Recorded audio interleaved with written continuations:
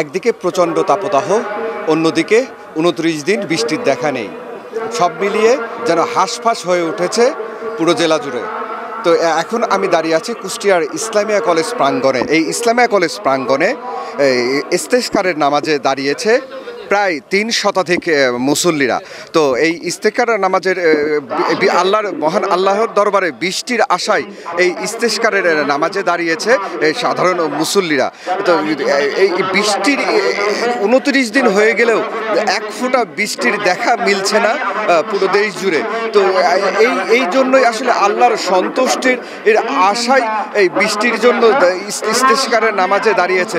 তো আমি একজন মুসল্লির সাথে কথা বলে দেখব যে আসলে কি কারণে ইস্তেস্কারের নামাজে দাঁড়িয়েছে, ইস্তেস্কারের নামাজে দাঁড়ানোর কারণ কি হিসেবে মনে করছে। ওয়ালটন ফ্রিজ কিনে অনেকের মতো আপনিও হয়ে যেতে পারেন মিলেনিয়াল সেরা পণ্যের সেরা অফার।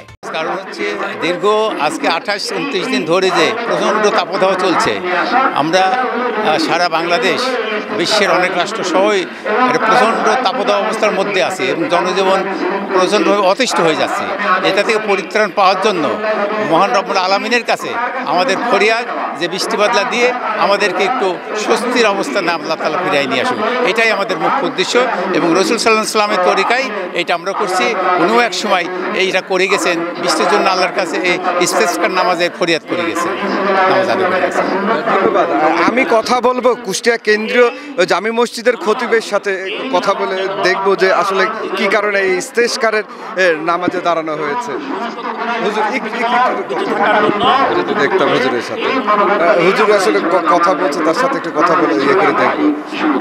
একটু ইস্তেসকারের নামাজটা আসলে কেন পড়া হয়?